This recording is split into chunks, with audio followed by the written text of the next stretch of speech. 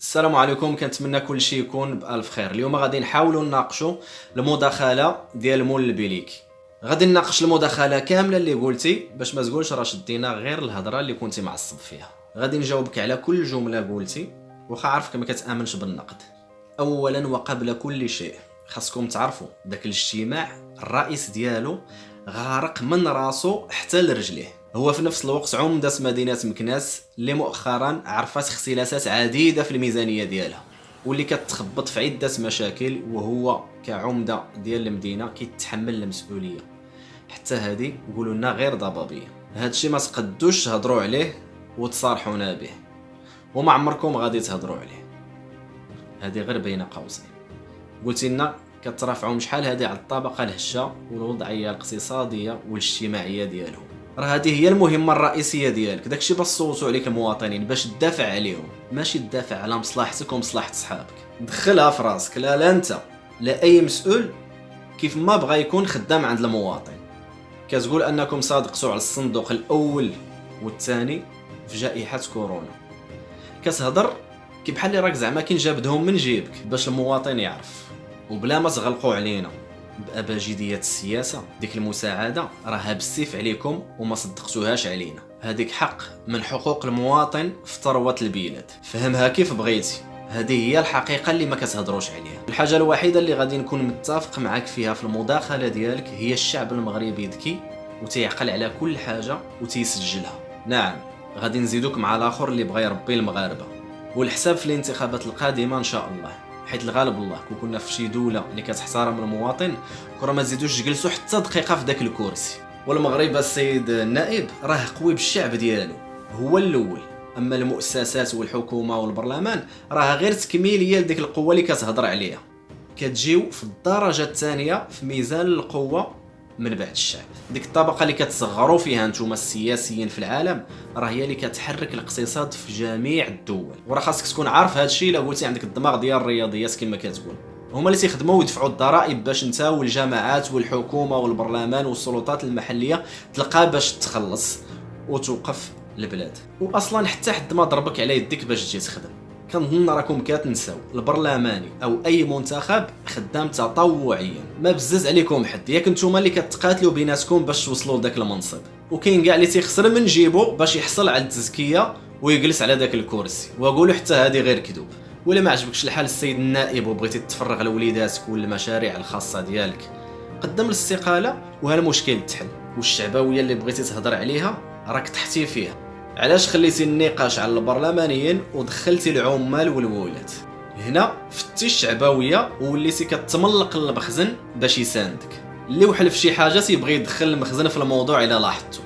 هنا النقاش بين المواطن والنواب، ما تخرجوش المشكل على هذا الاطار وتدخلونا في صراعات اخرى. راه كلشي ولا فاهم السياسه، واخا نتوما غير هوات فيها. واصلا ما قالك حتى حد خدم بليكي. الناس كتهضر على المعاش، الا كنتي عارف اشنو هو المعاش اللي كيسهلوا بنادم حياته كامله وهو خدام، ماشي اللي جاي في مهمه ويمشي.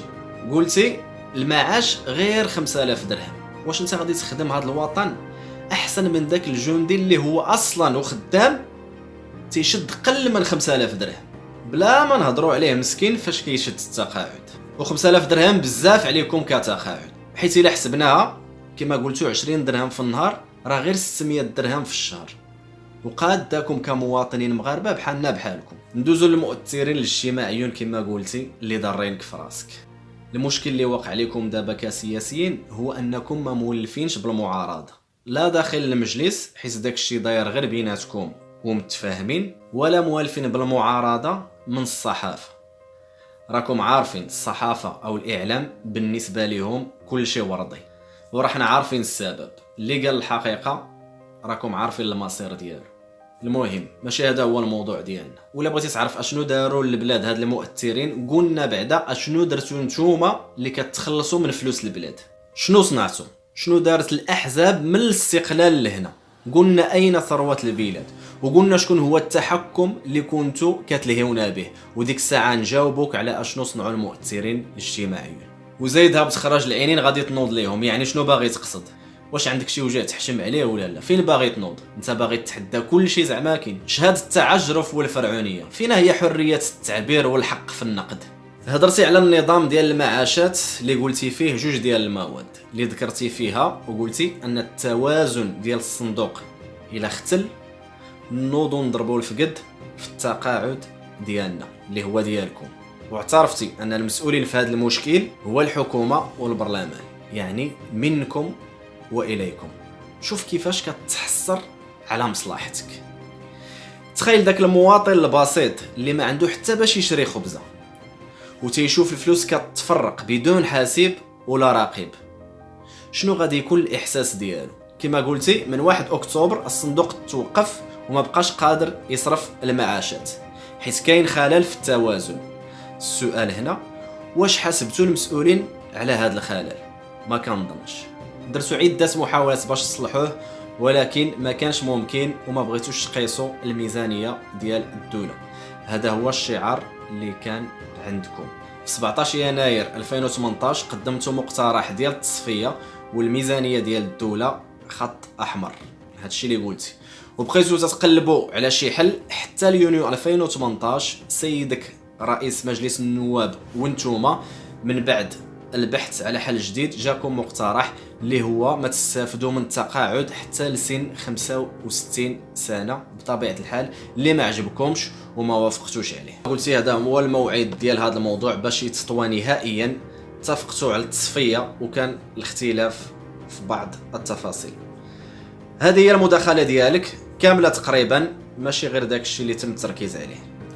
دافعتي باستماتة على حقك في التعويضات، ودافعتي باستماتة على حقك في الانتصار على الشعبوية كما قلتي. تخيل هذا المجهود وهذا الدفاع لو وظفتيه في الانتصار على محاربة الفقر، لو وظفتيه في محاربة الرشوة، لو وظفتيه في بناء مستشفيات، لو وظفتيه في مساعدات اجتماعية للجميع، ولو وظفتيه في التعليم للجميع.